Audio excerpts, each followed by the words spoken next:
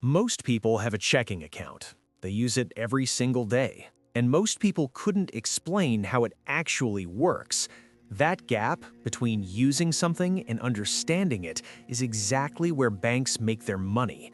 Here's a number to start with: $33. That's the average overdraft fee in the United States.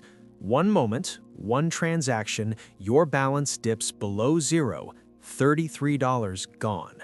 Not because you did something wrong, just because you didn't understand how the account was designed. That's what this video is about. So, what is a checking account? Simple definition. A checking account is a bank account built for everyday spending. That's its only job. It holds money you're about to use, not money you're saving, not money you're growing.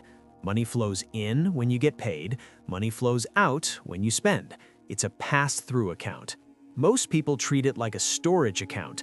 That's the first mistake, and it's more expensive than most people realize.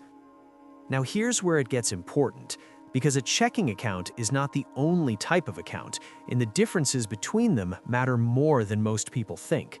The most common comparison is checking versus savings. Both are bank accounts, both hold your money, both are protected, but they work completely differently. A savings account is built to hold money over time.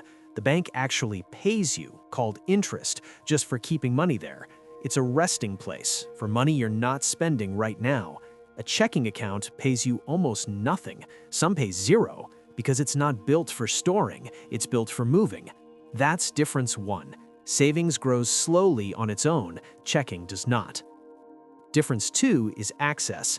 Savings accounts limit how often you can withdraw.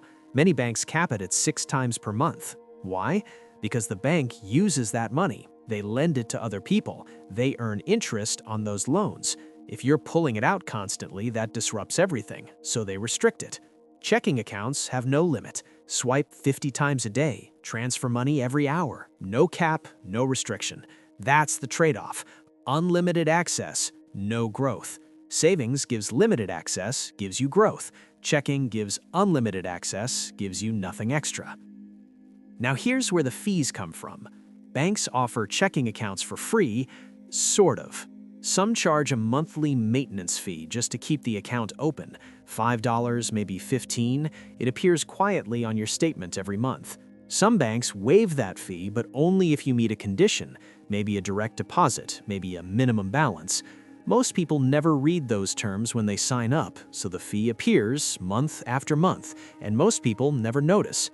Then there's the overdraft fee. That's the $33 one. When you spend more than what's in your account, even by $1, the bank usually lets it go through, then charges you for it. And they don't warn you in the moment. You swipe your card, it works, you find out later your balance went negative and the bank charged you $33 for allowing it. Some banks charge that fee multiple times in one day, 3 transactions while you're negative. That's close to $100 in one day. Let's make this real. Marcus is 24, steady job, paid every 2 weeks. Direct deposit goes straight into his checking account. 1 month, his car needs a small repair, $200. He pays it, his next paycheck is 4 days away. His balance drops below zero. He doesn't check it. That night, a streaming service charges $12. Next morning, he buys a coffee for $4. Both go through, both trigger overdraft fees. 3 fees total, $33 each, $99 gone. When his paycheck lands 4 days later, nearly $100 disappears before he can touch it. Marcus didn't make a huge mistake, he just didn't understand how the account worked. That's the real cost. Quiet, repeated, preventable. So what should you actually look at in your own account? First, check for monthly fees. Log into your bank app right now. Look at your last 3 statements. Search for anything labeled monthly service fee or maintenance fee. If it's there, find out what removes it.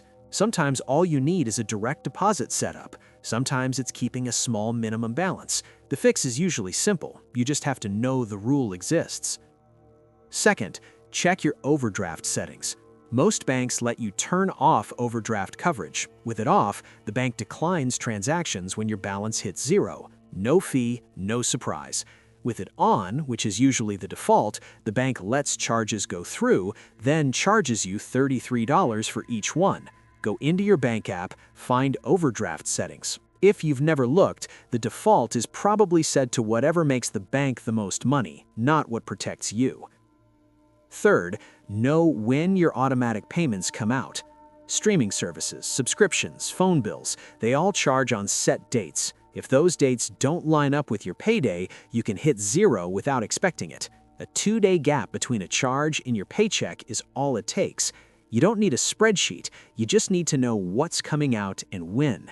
That awareness alone prevents most overdraft situations. One more thing, not all checking accounts are the same. Big traditional banks often charge the most fees. Online banks and credit unions often charge less or nothing at all. Some accounts have no monthly fee, no minimum balance, no overdraft fee. Some even refund ATM charges. If you're paying monthly fees on an account you've had for years, it's worth 10 minutes to see what else exists. That's not advice, that's just information. Quick recap. A checking account is built for spending, not saving, not growing. Savings earns interest, checking usually doesn't. Savings limits access, checking gives unlimited access. Banks charge fees when the system breaks, overdrafts, maintenance, ATM use. Those fees are not random, they're designed into the product. Check your statements for hidden monthly fees, review your overdraft settings, know when automatic payments are scheduled, and consider separating spending money from money you're keeping in savings. Even a small amount in savings is better than everything sitting in checking doing nothing. This isn't complicated, it's just information most people were never given. Now you have it. If this changed how you see your account, the next video covers why your savings account might also be quietly working against you. That one's worth your time.